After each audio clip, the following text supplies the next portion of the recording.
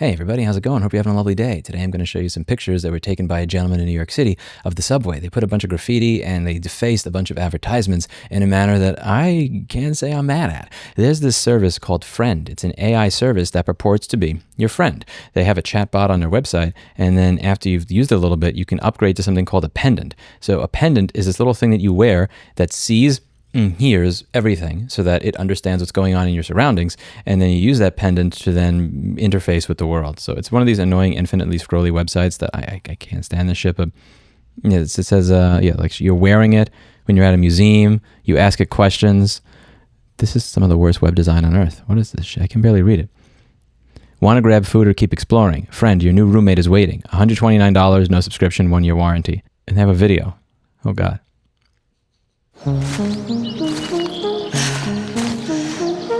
Somebody's walking around in the wilderness, and instead of having a human being with them, they have their pendant. I don't know how to woo very good.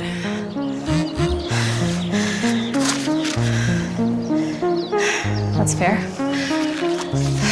All right, let's go. She's not with her friends. She's with an AI pendant that she's wearing instead of real human company. Oh, come on. What a weird fucking future. Oh, let's go. Are you serious? Come on, man. I hate this game. Take notes, baby. Oh man, you guys suck. Bro, you look like the back Let's of the go. Let's go. Dude, what? How did you do that?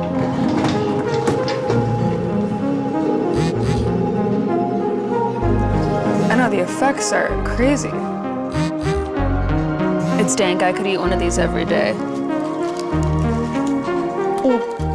This is not technological advancement. This is Black Mirror on steroids. Black Mirror is not a prediction of the future because they haven't even had an episode on this yet. If Black Mirror does an episode on this, what they'll actually be doing is reviewing the dystopia that we currently live in. Because if you want, you can buy this product right now for $129. This is being advertised all over New York City. And this is what people are doing on the subway, and God bless you all. AI will promote suicide when prompted. It is not your friend, with a bunch of X's. It says, don't be something that's blocked, be a Luddite. Go make real friends. This is surveillance. Ends is alive, fuels isolation, reach out into the world. They're just destroying these ads, and there are some other ones that are just much less appropriate that I'm not going to put up here.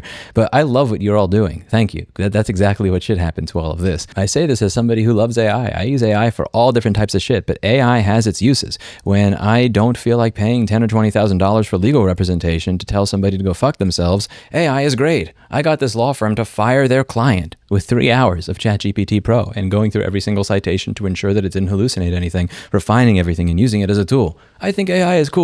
You know what AI is not for? To be my friend.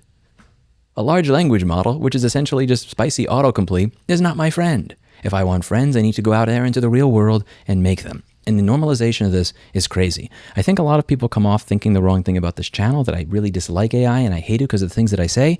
I use it all the time in my regular life. All I ask is that you not try and scrape all of my personal data and use it to train a model for your own private benefit. All I ask is that you not try to get me to replace real life experiences of me in the wilderness with people that I know and care about with me wearing a fucking pendant that is sucking up all of my data all the time. If you read some of the privacy policy of this piece of shit, it just gets worse and worse and worse. Some of the greatest hits that I could read you from here.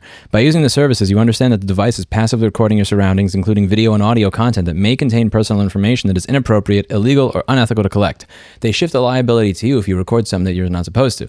Capturing, recording, or sharing or video or audio content that involves other people or capturing other people's facial feature information may unlawfully affect their privacy rights. Friend will endeavor to filter inappropriate content out of its data collection, but you agree that Friend will not be held liable in any civil or criminal legal action that may arise from the content collected from the monitoring and recording. So you are wearing a surveillance device that follows you everywhere you go for the profit of that company. But if that device records somebody that does not consent to being recorded, you're the one that's legally liable for it. Biometric data, such as facial recognition, voice recognition, any other information given by the user is collected. We may keep your data for longer than 5 years if we cannot delete it for legal, regulatory, or technical reasons. Now, legal and regulatory, whatever, fine. If there's a warrant filed, I get it. Technical? What does that mean? Your DevOps intern quit? Use of data to train AI. The data you provide may be used to train models that power Friend.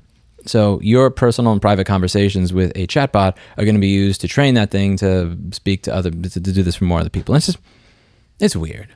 Like, I understand the problem this is looking to solve. I lived in New York City my whole life. I live in a small city now. It's funny because when I meet people from other parts of Texas, they go, "Oh my God, Austin is so big." And when I walk around areas of Austin, it's like, where is everybody? I'm the only person on the sidewalk. It's a weird thing to adjust to. But I live in a smaller city now. I used to live in a larger city back in the day. And I understand what they're getting at and the problem they're looking to solve. You know, I'm never going to forget this one experience that I had. I was dressed up for a business meeting. I think this is one of the very few days I'm actually wearing a tie. I had a nice button-down dress shirt, nice slacks, polished shoes and everything. And I'm waiting, I think it was at Mazzetto restaurant. Could be off. Mazzetto, back when Mazzetto was a restaurant in New York City. I'm waiting for this business meeting, and there's somebody next to me. I have my ThinkPad out, and she has a ThinkPad T61. You didn't look like somebody that I would expect to have a ThinkPad T61. So I remember looking over and saying, wow, I miss when laptops had Ethernet ports built in. Nice. And I had my ThinkPad out. She takes the laptop. She looks at me again, looks at the laptop, looks at me, looks at the laptop, takes the laptop, puts it in her bag, puts her legs around the chair so that nothing could break in. It's like, girl, I'm not trying to steal a laptop that goes for $30 any day. Like I don't think I looked like that day.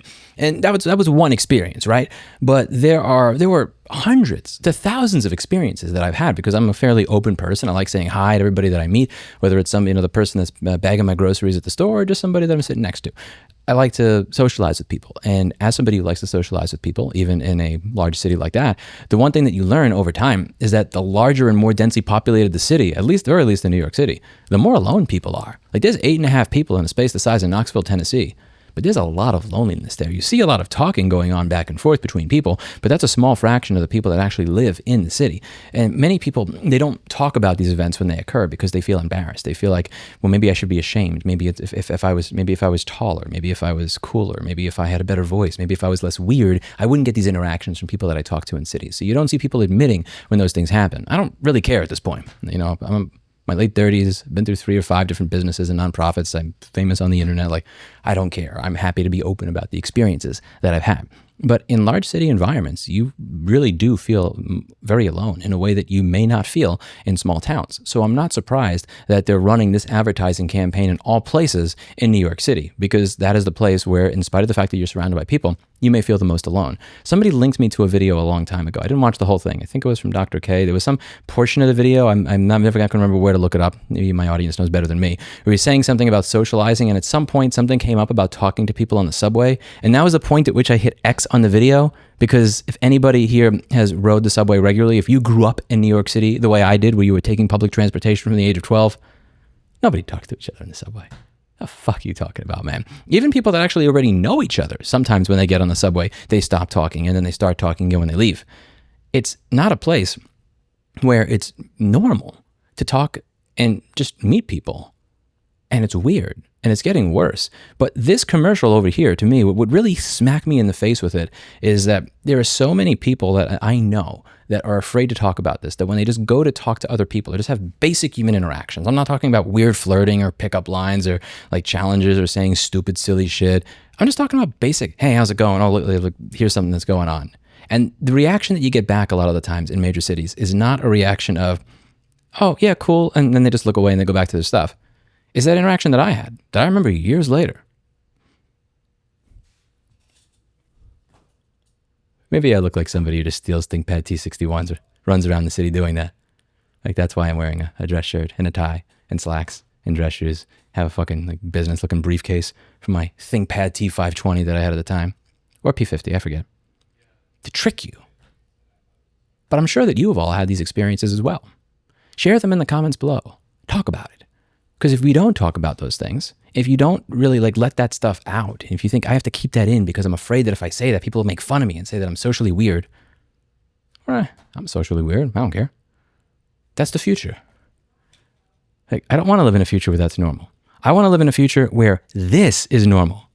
I want to live in a future where people see advertisements for that Black Mirror shit and decide that they are going to graffiti the fuck out of it at every instance. Thank you to every single person that took a Sharpie, a marker, or spray paint and put it over all of this garbage, because that's exactly what should happen. This is not normal. This is weird. And above all, it's going to cause people to have this bad taste in their mouth for AI that I don't think they should have for just the many number of uses where it's awesome. Like this. Like, I don't mind going to the law firm of LL&M Esquire from time to time. It's useful. It helps me with a lot of things in my life, because I use it as a tool to help me. I don't directly copy and paste random shit from it. I don't offload my life to it. I don't try to make AI my friend. And this is the thing that bothers me about a lot of new technologies and new things that come out. This happened in 2017 and 2018 with blockchain. Like, there are a lot of legitimate uses for blockchain, but just because it was a new buzzword, people had to try to like shove it into everything. Like a crypto shitcoin and a blockchain for literally everything. People would try to solve legitimate world problems that require infrastructure, that require people caring about things, that require maybe rare earth minerals with blockchain. And I'm just looking at this like, this is ridiculous. Why does anybody care? Why? And we're at the peak here. Let me know what you think in the comments down below. I don't want to come out here and just do the bullshit of just go outside and touch grass and talk to somebody, because I fully understand if you live in a place like New York City, just how difficult that is. For every one person you see that's going to have a great interaction, there's going to be a lot of other interactions where people are just conditioned to just think, what the fuck are you talking to me for? Stop that. And it's weird. But if we don't try and move past that a little bit, then this is going to be the reality. This is going to be the future. Sorry, I got you messy. It's really nice up here. How'd you find this place? I don't know. I just kind of like to come up here to be by myself. I've never brought anybody else. I mean, besides her. She goes everywhere with you, right? Mm-hmm. Guess I must be doing something right then. I guess so. We'll see.